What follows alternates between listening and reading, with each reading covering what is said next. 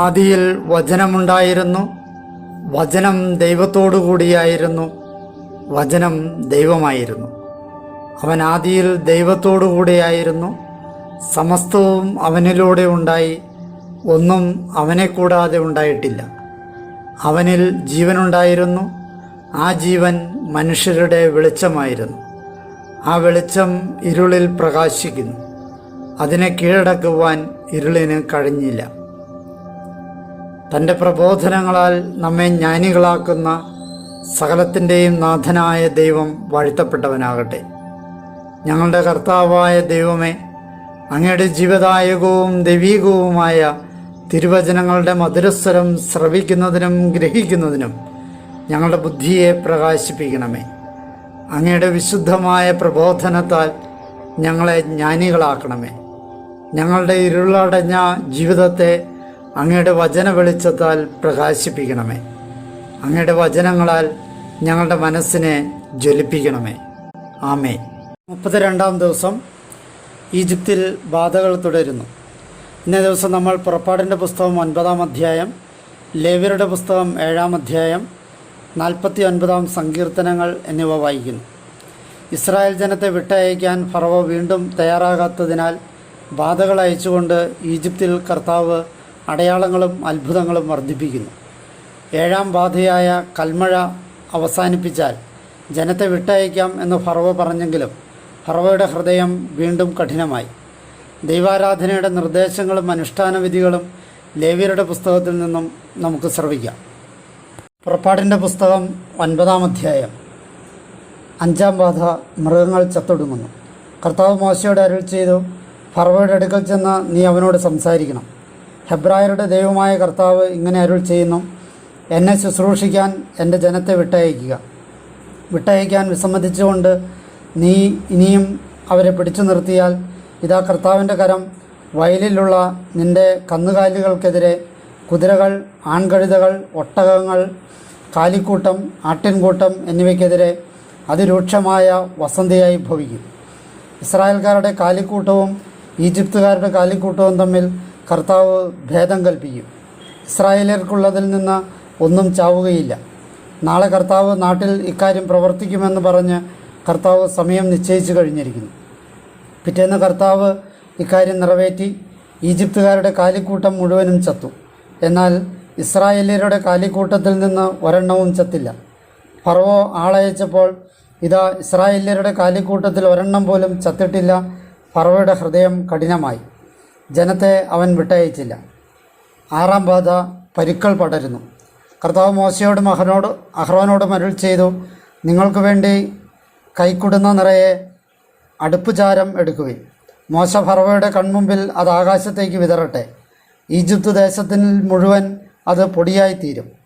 Egypt ദേശം മുഴുവൻ അത് മനുഷ്യൻ്റെയും മൃഗത്തിൻ്റെയും മേൽ കുമിളകളായി പൊങ്ങുന്ന പരുവായിത്തീരും. അവർ അടുപ്പുചാരമെടുത്ത് ഫറവോയുടെ മുമ്പിൽ സന്നിഹിതരായി. മോശ അത് ആകാശത്തേക്ക് വിതറി.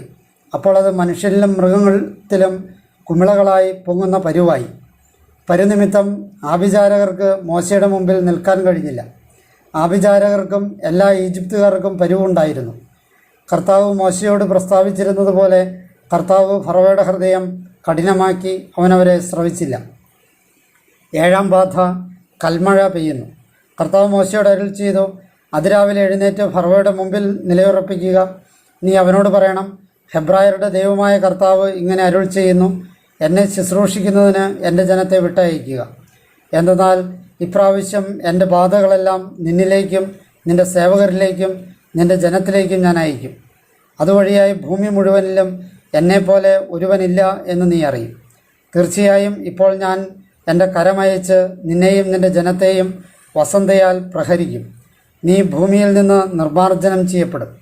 യഥാർത്ഥത്തിൽ ഇതിനു വേണ്ടിയാണ് എൻ്റെ ശക്തി നിന്നെ കാണിക്കാനും എൻ്റെ നാമം ഭൂമിയിലെങ്ങും പ്രഘോഷിക്കാനുമാണ് നിന്നെ ഞാൻ ഉയർത്തിയത്. എന്നാൽ എൻ്റെ ജനത്തെ വിട്ടയക്കാതിരിക്കത്തക്ക വിധം നീ ഇനിയും അവരോട് ധാർഷ്ട്യം കാണിക്കുന്നു. ഈജിപ്ത് സ്ഥാപിതമായ ദിവസം മുതൽ ഇപ്പോൾ വരെ അതിലുണ്ടായിട്ടില്ലാത്തതുപോലെ നാളെ ഈ സമയത്ത് ഇതാ അതികഠിനമായ കൽമഴ ഞാൻ പെയ്യിക്കും. ഇപ്പോൾ ആളയച്ച് വയലിൽ നിനക്കുള്ള കാലിക്കൂട്ടത്തെയും നിനക്ക് വയലിലുള്ള എല്ലാറ്റിനെയും സുരക്ഷിതമാക്കുക. വയലിൽ കാണപ്പെടുന്നവയും വീട്ടിലേക്ക് ചേർക്കപ്പെടാത്തവയുമായ ഏതു മനുഷ്യൻ്റെയും മൃഗത്തിൻ്റെയും മേൽ കൽമഴ പതിക്കുകയും അവ ചാവുകയും ചെയ്യും. ഫറവോയുടെ സേവകരിൽ കർത്താവിൻ്റെ വചനം ഭയന്നവൻ തൻ്റെ ജോലിക്കാരെയും കാലിക്കൂട്ടത്തെയും വീടുകളിലേക്ക് ഓടിച്ചു കൊണ്ടുപോയി. എന്നാൽ കർത്താവിൻ്റെ വചനത്തിൽ ഹൃദയം വയ്ക്കാതിരുന്നവൻ തൻ്റെ ജോലിക്കാരെയും കാലിക്കൂട്ടത്തെയും വയലിൽ തന്നെ വിട്ടു. അനന്തരം കർത്താവ് മോശയോട് അരുൾ ചെയ്തു, നിന്റെ കൈ ആകാശത്തേക്ക് നീട്ടുക. അങ്ങനെ ഈജിപ്ത് ദേശം മുഴുവനിലും, അതായത് ഈജിപ്ത് ദേശത്തെ മനുഷ്യൻ്റെയും മൃഗത്തിൻ്റെയും വയലിലെ ഓരോ സസ്യത്തിൻ്റെയും മേൽ കൽമഴ പെയ്യട്ടെ. മോശ തൻ്റെ വടി ആകാശത്തേക്ക് നീട്ടി. കർത്താവ് ഇടിമുഴക്കങ്ങളും കൽമഴയും നൽകി. മിന്നൽ പിണർ ഭൂമിയിലേക്ക് പാഞ്ഞു. കർത്താവ് ഈജിപ്ത് ദേശത്ത് കൽമഴ പെയ്യിച്ചു. ഒരു ജനതയായതു മുതൽ ഈജിപ്ത് ദേശത്തെങ്ങും സംഭവിച്ചിട്ടില്ലാത്തതുപോലെ അതിരൂക്ഷമായ കൽമഴയുണ്ടായി. കൽമഴയ്ക്കിടയിൽ തീ പാറിക്കൊണ്ടിരുന്നു. കൽമഴ ഈജിപ്ത് ദേശത്തെങ്ങും ആഞ്ഞടിച്ചു. മനുഷ്യൻ മുതൽ മൃഗം വരെ വയലിലുണ്ടായിരുന്ന സകലതും, വയൽ സസ്യങ്ങൾ മുഴുവനും കൽമഴ നശിപ്പിച്ചു. വയലിലെ എല്ലാ വൃക്ഷങ്ങളെയും അത് തകർത്തു. ഇസ്രായേല്യർ എവിടെയായിരുന്നോ ആ ഗോഷൻ ദേശത്ത് മാത്രം കൽമഴ ഉണ്ടായില്ല. ഫറവോ മോശയെയും അഹ്റോനെയും വിളിപ്പിച്ച് അവരോട് പറഞ്ഞു, ഇപ്രാവശ്യം ഞാൻ പാപം ചെയ്തു. നീതിമാനായ കർത്താവ് ദുഷ്ടരായ എൻ്റെ ജനവും ഞാനും. നിങ്ങൾ കർത്താവിനോട് അപേക്ഷിക്കുവിൻ. ദൈവത്തിൻ്റെ ഇടിമുഴക്കങ്ങളും കൽമഴയും വേണ്ടതിലധികമായി. ഞാൻ നിങ്ങളെ വിട്ടയക്കാം. നിങ്ങൾ ഇനിയും തങ്ങേണ്ടതില്ല. മോശ അവനോട് പറഞ്ഞു, ഞാൻ നഗരം വിട്ടാലുടൻ എൻ്റെ കരതലങ്ങൾ കർത്താവിൻ്റെ നേർക്ക് വിരിക്കും. ഇടിമുഴക്കങ്ങൾ നിലയ്ക്കും. കൽമഴ പിന്നെ ഉണ്ടാവുകയില്ല. അതുമൂലം ഭൂമി കർത്താവിൻ്റേതാണെന്ന് നീ അറിയും. എന്നാൽ നീയും നിൻ്റെ ദാസരും ഇനിയും ദൈവമായ കർത്താവിനെ ഭയപ്പെടുന്നില്ലെന്ന് ഞാൻ അറിയുന്നു. ബാർലിയും ചണവും നശിപ്പിക്കപ്പെട്ടു. കാരണം ബാർലി കതിരിട്ടിരുന്നു, ചണം മുട്ടിട്ടിരുന്നു. എന്നാൽ ഗോതമ്പോ ചോളമോ നശിപ്പിക്കപ്പെട്ടില്ല, കാരണം അവ പിൻവിളകളായിരുന്നു. അനന്തരം മോശ ഫറവോയുടെ അടുക്കൽ നിന്ന് പട്ടണം വിട്ടുപോയി. അവൻ തൻ്റെ കരതലങ്ങൾ കർത്താവിൻ്റെ നേർക്ക് നീട്ടി. അപ്പോൾ ഇടിമുഴക്കങ്ങളും കൽമഴയും നിലച്ചു. ഭൂമിയിൽ മഴ പെയ്തില്ല. മഴയും കൽമഴയും ഇടിമുഴക്കങ്ങളും നിലച്ചെന്ന് കണ്ടപ്പോൾ ഫറവോ വീണ്ടും പാപം ചെയ്തു. അവനും അവൻ്റെ സേവകരും ഹൃദയം കഠിനമാക്കി. കർത്താവ് മോശ വഴി പ്രസ്താവിച്ചിരുന്നതുപോലെ ഫറവോയുടെ ഹൃദയം കഠിനമായി. അവൻ ഇസ്രായേല്യരെ വിട്ടയച്ചില്ല. ലേവ്യരുടെ പുസ്തകം 7-ാം അധ്യായം. പ്രായശ്ചിത്തയാഗത്തിൻ്റെ നിയമം. അതിവിശുദ്ധമായ പ്രായശ്ചിത്തയാഗത്തിനുള്ള നിയമം ഇതാണ്. ഹോമയാഗത്തിനുള്ള മൃഗത്തെ അറക്കുന്ന സ്ഥലത്ത് വെച്ച് തന്നെ പ്രായശ്ചിത്തയാഗത്തിനുള്ള മൃഗത്തെയും അവർ അറക്കണം. അതിൻ്റെ രക്തം ബലിപീഠത്തിന്മേൽ ചുറ്റും അവൻ തളിക്കണം. അതിൻ്റെ മേധസ്സ് മുഴുവൻ അതിൽ നിന്ന് അവൻ സമർപ്പിക്കണം. കൊഴുത്ത വാലും കുടൽ പൊതിഞ്ഞുള്ള മേധസ്സും ഇരുവൃക്കകളും അവയ്ക്കുമേൽ അരക്കെട്ടിനോടനുബന്ധിച്ചുള്ള മേധസ്സും വൃക്കകൾക്കുമേൽ കരളിനോടനുബന്ധിച്ചുള്ള കൊഴുപ്പുപാളിയും അവൻ വേർതിരിക്കണം. പുരോഹിതൻ അവ കർത്താവിനായി ബലിപീഠത്തിൽ അഗ്നിയിലുള്ള അർപ്പണമായി ധൂമിക്കണം. ഇത് പ്രായശ്ചിത്തയാഗമാണ്. പുരോഹിതരിൽ ഓരോ പുരുഷനും അത് ഭക്ഷിക്കാം. വിശുദ്ധമായൊരു സ്ഥലത്ത് വെച്ചാണ് അത് ഭക്ഷിക്കപ്പെടേണ്ടത്. അത് അതിവിശുദ്ധമായ വസ്തുവാണ്. പാപമുക്തിക്കുള്ള യാഗവസ്തു പോലെ തന്നെയാണ് പ്രായശ്ചിത്തയാഗവസ്തുവും.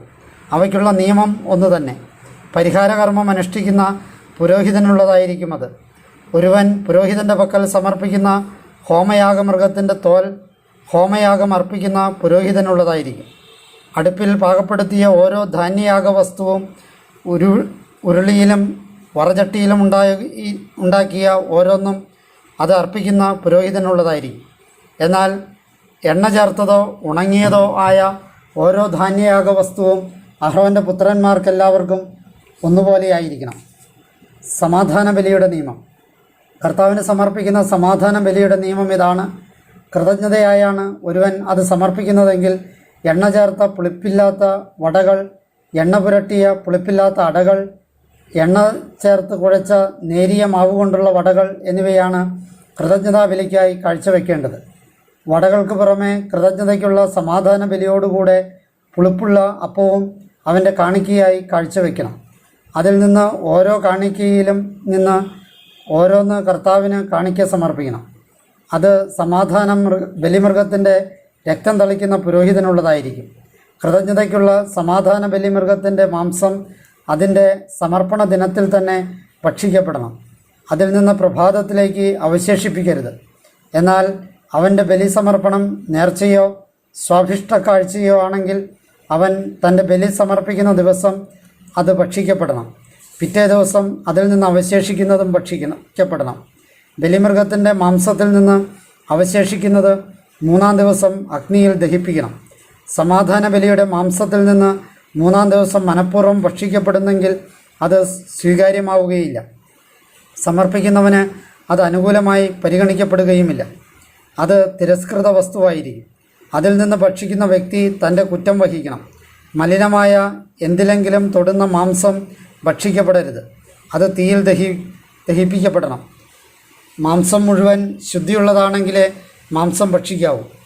എന്നാൽ കർത്താവിനുള്ള സമാധാന ബലിയിലെ മാംസത്തിന്മേൽ മലിനതയുള്ളപ്പോൾ ഒരു വ്യക്തി അത് ഭക്ഷിച്ചാൽ ആ വ്യക്തി സ്വജനത്തിൽ നിന്ന് വിച്ഛേദിക്കപ്പെടണം. ഒരു വ്യക്തി മലിനമായ എന്തിനെയെങ്കിലും മനുഷ്യ സംബന്ധമായ മാലിന്യമോ മലിനമായ എന്തെങ്കിലും വർജ്യവസ്തുവോ മലിനമൃഗത്തെയോ സ്പർശിച്ചിട്ട് കർത്താവിനുള്ള സമാധാന ബലിയുടെ മാംസത്തിൽ നിന്ന് ഭക്ഷിച്ചാൽ ആ വ്യക്തി സ്വജനത്തിൽ നിന്ന് വിച്ഛേദിക്കപ്പെടണം. കർത്താവ് മോശയോട് പറഞ്ഞു, ഇസ്രായേല്യരോട് നീ ഇപ്രകാരം പ്രസ്താവിക്കുക: കാളയുടെയോ ചെമ്മരിയാടിൻ്റെയോ കോലാടിൻ്റെയോ മേധസ്സൊന്നും നിങ്ങൾ ഭക്ഷിക്കരുത്. ചത്തതിൻ്റെ മേധസ്സും കടിച്ചു കീറപ്പെട്ടതിൻ്റെ മേധസ്സും ഓരോ പണിക്കും ഉപയോഗിക്കാം. എന്നാൽ നിങ്ങളത് ഒട്ടും ഭക്ഷിക്കരുത്. കർത്താവിന് അഗ്നിയിലുള്ള അർപ്പണമായി മൃഗത്തിൽ നിന്ന് സമർപ്പിച്ചിട്ട് അതിൽ നിന്നുള്ള മേധസ്സ് ആര് ഭക്ഷിച്ചാലും ഭക്ഷിക്കുന്ന വ്യക്തി സ്വജനത്തിൽ നിന്ന് വിച്ഛേദിക്കപ്പെടണം. നിങ്ങളുടെ സ്ഥാനങ്ങളിൽ എവിടെയും പക്ഷിയുടെയോ മൃഗത്തിൻ്റെയോ രക്തമൊന്നും നിങ്ങൾ ഭക്ഷിക്കരുത്. വ്യക്തി ആരായാലും ഏതെങ്കിലും രക്തം ഭക്ഷിച്ചാൽ ആ വ്യക്തി സ്വജനത്തിൽ നിന്ന് വിച്ഛേദിക്കപ്പെടണം. കർത്താവ് മോശയോട് പറഞ്ഞു, ഇസ്രായേല്യരോട് ഇപ്രകാരം പ്രസ്താവിക്കുക: ഒരുവൻ കർത്താവിന് സമാധാന ബലി അർപ്പിക്കുമ്പോൾ തൻ്റെ സമാധാന ബലിയിൽ നിന്നുള്ള സമർപ്പണമാണ് കർത്താവിന് കൊണ്ടുവരേണ്ടത്. അവൻ്റെ കരങ്ങൾ തന്നെ കർത്താവിന് അഗ്നിയാലുള്ള അർപ്പണങ്ങൾ കൊണ്ടുവരട്ടെ. നെഞ്ചിനോടൊപ്പം അവൻ മേധസ്സ് കൊണ്ടുവരട്ടെ. നെഞ്ച് കർത്തൃസന്നിധിയിൽ നീരാഞ്ജനം ഒഴിയേണ്ടതിനാണ്. പുരോഹിതൻ മേധസ്സ് ബലിപീഠത്തിൽ ധൂമിക്കണം. നെഞ്ച് അഹ്റോനും പുത്രന്മാർക്കും ഉള്ളതാണ്. നിങ്ങളുടെ സമാധാന ബലിമൃഗങ്ങളുടെ വലത്തെ കുറക് കാഴ്ചയായി പുരോഹിതന് നിങ്ങൾ നൽകണം. അഹ്റോൻ്റെ പുത്രന്മാരിൽ ആരാണോ സമാധാനയാഗത്തിൻ്റെ രക്തവും മേധസ്സും കാഴ്ചയർപ്പിക്കുന്നത്, പങ്കുപ്രകാരം അവനുള്ളതാണ് വലത്തെ കുറക്. കാരണം ഇസ്രായേലിൽ നിന്ന് അവരുടെ സമാധാന ബലിവസ്തുക്കളിൽ നിന്ന് നിരാജന നെഞ്ചും കുറകും സ്വീകരിച്ച് ഇസ്രായേല്യർക്കിടയിൽ ശാശ്വത ഓഹരിയായി അവ പുരോഹിതനായ അഹ്റോനും അവൻ്റെ പുത്രന്മാർക്കും ഞാൻ നൽകിയിരിക്കുന്നു. കർത്താവിൻ്റെ പുരോഹിതനായിരിക്കാൻ അവൻ അവ സമർപ്പിക്കുന്ന ദിവസം കർത്താവിന് അഗ്നിയാലുള്ള അർപ്പണത്തിൽ നിന്ന് അഹ്റോൻ്റെ ഓഹരിയും അവൻ്റെ പുത്രന്മാരുടെ ഓഹരിയും ഇതായിരിക്കും. അവരെ അവിടുന്ന് അഭിഷേകം ചെയ്യുന്ന ദിവസം ഇസ്രായേല്യരിൽ നിന്ന് അവർക്ക് നൽകാനായി ഇത് അവരുടെ തലമുറകൾക്ക് ശാശ്വത ചട്ടമായി കർത്താവ് കൽപ്പിച്ചിരിക്കുന്നു. ഹോമയാഗത്തിനും ധാന്യയാഗത്തിനും പാപമുക്തിയാഗത്തിനും പ്രായശ്ചിത്തയാഗത്തിനും പ്രതിഷ്ഠാപനയാഗത്തിനും സമാധാന ബലിക്കുമുള്ള നിയമം ഇതാണ്. കർത്താവിന് തങ്ങളുടെ കാണിക്കകൾ അർപ്പിക്കാൻ സീനായ് മരുഭൂമിയിൽ ഇസ്രായേല്യരെ അവിടുന്ന് നിഷ്കർഷിച്ച ദിവസം സീനായ് മലയിൽ വെച്ച് കർത്താവ് മോശയോട് കൽപ്പിച്ചതാണിത്. സങ്കീർത്തനം 49. ഭൗതിക സമ്പത്തിൻ്റെ നശ്വരത. ഗായക നേതാവിന് കൊറഹ്യരുടേത് കീർത്തനം. സമസ്ത ജനങ്ങളെ ഇത് കേൾക്കുവിൻ, സമസ്ത ഭൂവാസികളെ ചെവിയോർക്കുവിൻ. സാധാരണക്കാരും ഉന്നതരും ധനികനും ദരിദ്രനും ഒരുമിച്ച് തന്നെ. എൻ്റെ വായ് ജ്ഞാനവിഷയങ്ങൾ സംസാരിക്കും. എൻ്റെ ഹൃദയത്തിൻ്റെ ധ്യാനം വിവേക വിഷയങ്ങളാണ്. സുഭാഷിതത്തിന് ഞാൻ ചെവി ചായ്ക്കും. കിന്നരം കൊണ്ട് ഞാൻ എൻ്റെ കടങ്കഥ വിശദമാക്കും. ക്ലേശകാലത്ത് ഞാൻ എന്തിനു ഭയപ്പെടണം? എന്നെ ചതിക്കുന്നവരുടെ കുറ്റം എന്നെ വലയം ചെയ്യുന്നു. തങ്ങളുടെ ധനത്തിൽ ആശ്രയിക്കുന്നവനാരാണ്? അവർ തങ്ങളുടെ സമ്പൽ സമൃദ്ധിയിൽ അവർ അഹങ്കരിക്കുകയും ചെയ്യുന്നു. മനുഷ്യന് ആരെയും പൂർണ്ണമായി വീണ്ടെടുക്കാനാകില്ല. സ്വന്തം മോചനദ്രവ്യം ദൈവത്തിന് കൊടുക്കാനുമാകില്ല. ജീവൻ്റെ പരിത്രാണവില അമൂല്യമാണ്. അതൊരിക്കലും പര്യാപ്തമല്ല. തുടർന്നും ശാശ്വതമായി ജീവിക്കാനും ശവക്കുഴി കാണാതിരിക്കാനും. തീർച്ചയായും ജ്ഞാനികൾ മരിക്കുന്നതും ഭോഷനും ബുദ്ധിഹീനനും ഒരുമിച്ച് നശിക്കുന്നതും അവൻ കാണും. അവർ തങ്ങളുടെ സമ്പത്ത് മറ്റുള്ളവർക്കായി കൈവടിയും. തങ്ങളുടെ ഭവനങ്ങൾ എന്നേക്കുമുള്ളതാണെന്നും സ്വവസതികൾ തലമുറകളോളം ആണെന്നുമായിരുന്നു അവരുടെ ചിന്ത. നിലങ്ങൾക്കുമേൽ അവർ തങ്ങളുടെ പേരുകൾ ചാർത്തിയിരുന്നു. മനുഷ്യൻ തൻ്റെ പ്രതാപത്തിൽ നിലനിൽക്കുകയില്ല. നശിച്ചു പോകുന്ന മൃഗങ്ങളോട് അവൻ ഉപമിക്കപ്പെടുന്നു. അവയ്ക്കുണ്ടായിരുന്ന ഭോഷത്വം അതായിരുന്നു അവരുടെ വഴി. അവർക്ക് ശേഷമുള്ളവർ അവരുടെ പങ്കുകൊണ്ട് പ്രീതരാകുന്നു. സലാം. ആട്ടിൻപറ്റം പോലെ അവർ പാതാളത്തിലേക്ക് നീങ്ങുന്നു. മൃത്യുവാണ് അവരെ മേയ്ക്കുന്നത്. അവരുടെ ജഡം ശവകുടീരത്തിലേക്ക് ഇറങ്ങും. അവരുടെ രൂപം അഴിയാനുള്ളതാണ്. പാതാളമായിരിക്കും അവർക്കുള്ള രമ്യഹർമ്മ്യം. എൻ്റെ ആത്മാവിനെയോ പാതാളത്തിൻ്റെ പിടിയിൽ നിന്ന് ദൈവം പരിത്രാണം ചെയ്യും. തീർച്ചയായും അവിടുന്ന് എന്നെ സ്വീകരിക്കും. സലാം. ഒരുവൻ സമ്പന്നനാകുന്നതുകൊണ്ടും അവൻ്റെ ഭവനത്തിൻ്റെ കീർത്തി പെരുകുന്നതുകൊണ്ടും നീ ഭയപ്പെടേണ്ട. തൻ്റെ മരണത്തിൽ അവൻ ഒന്നും എടുക്കുകയില്ല. അവൻ്റെ കീർത്തി അവൻ്റെ പിമ്പെ ഇറങ്ങുകയില്ല. എന്തെന്നാൽ തൻ്റെ ജീവിതത്തിൽ അവൻ സ്വയം വാഴ്ത്തി. നീ എല്ലാം നന്നായി ചെയ്യുന്നു എന്ന് ആളുകൾ നിന്നെ പ്രശംസിച്ചു. സ്വപിതാക്കന്മാരുടെ തലമുറയിൽ അവൻ ചെന്നുചേരും. ഇനിമേൽ അവൻ പ്രകാശം കാണുകയില്ല. പ്രതാപിയെങ്കിലും ഉൾക്കാഴ്ചയില്ലാത്ത മനുഷ്യൻ നശിച്ചു പോകുന്ന മൃഗങ്ങളോട് ഉപമിക്കപ്പെടുന്നു.